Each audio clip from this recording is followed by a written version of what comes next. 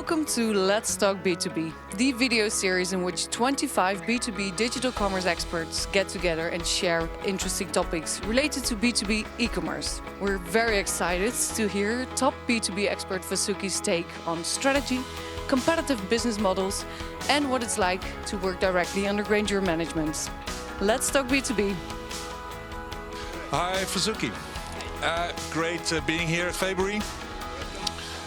Some questions. Of course, you're in the midst of developments in digital commerce, in the environment of Graingers, the Amazon B2B, Zorros, Fabry.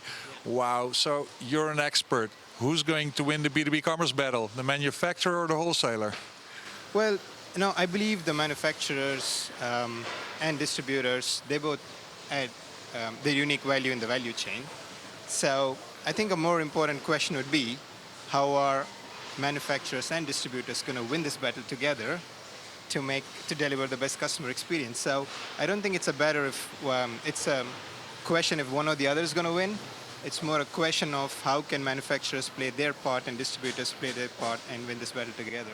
So all these CEOs in the boardrooms who are very, very worried, there's still a possibility to survive in the digital atmosphere there outside. Absolutely. Digital is changing everything, but it gives the equal opportunity to everyone. This is a field where everyone can win. That's the good news. It's about how we work together, how quickly we adapt, how quickly we change. And we see so many examples of companies doing that well, and still so much space for companies that can do this better. Well, we're going to zoom in that one a little bit later on, but still there's also new players, new kids on the block, like Zorro, of course, but in the Netherlands we also had Zamro. Zamro recently got, back to the mother company, Erics. What's the future of these new kids on the block in the digital atmosphere?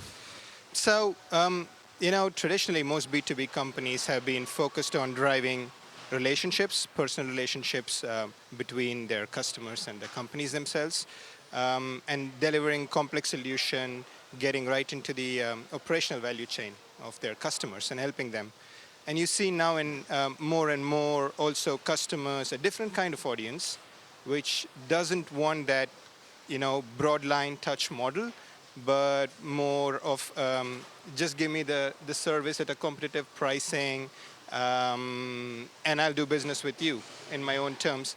And the relationship is more digital, marketing and solutions driven, rather than that complex touch driven. So in these markets, there's an opportunity for the new players? Absolutely. I think there's a market for the new players. There's even a market for the existing players to walk into that zone. It's going to be a transformation for the existing ones, but for the newer players, it's a little bit more easier to gain that space. So I don't think they conflict with each other. There's probably a gray zone in between, but there's space for both of them to grow. And that's, I think, the evolution of the new generation and the new market. I know you as a very positive guy. You see opportunities instead of threats, but there are, of course, threats. You have to do something now if you're in the B2B world as a manufacturer or a wholesaler, right? Well, I think that's why it's very important to understand what this new market means to these companies. So what was guaranteed success in the past might not be the same anymore. And the new entrants, the more they're able to understand this market, the barrier to entry becomes lower and lower. So that should be a warning for the existing players. That should be a warning for the manufacturers to step up their game, understand the customers better, work closely with the distributors. So it is a warning, but there's still a lot of hope. And talking about opportunities now, we are here at Fabry. Absolutely. I understand the robots are downstairs. Yeah. And See them there's one moving. Okay, great.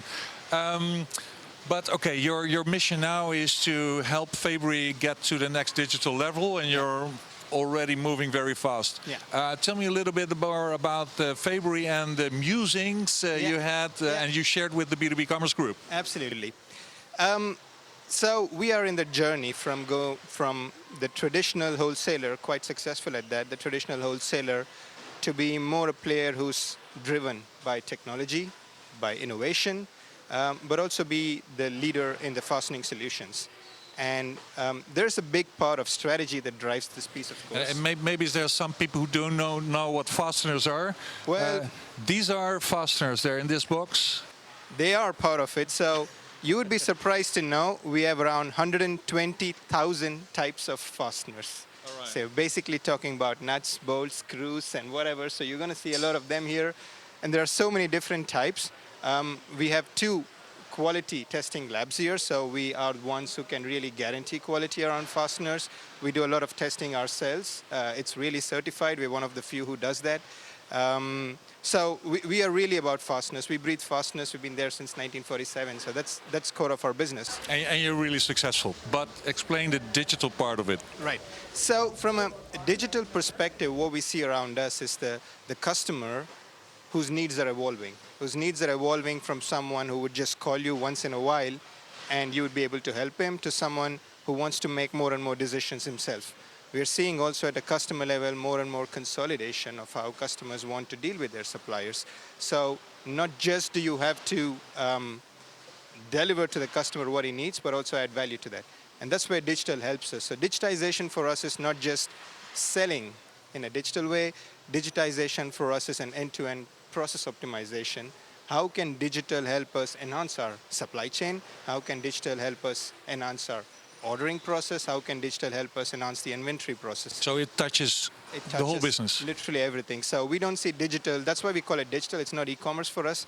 It's really digital for us. It's a platform that we create to make it easy for the customer to do business with us, and that's how we want to lead the way there. So it's something not very.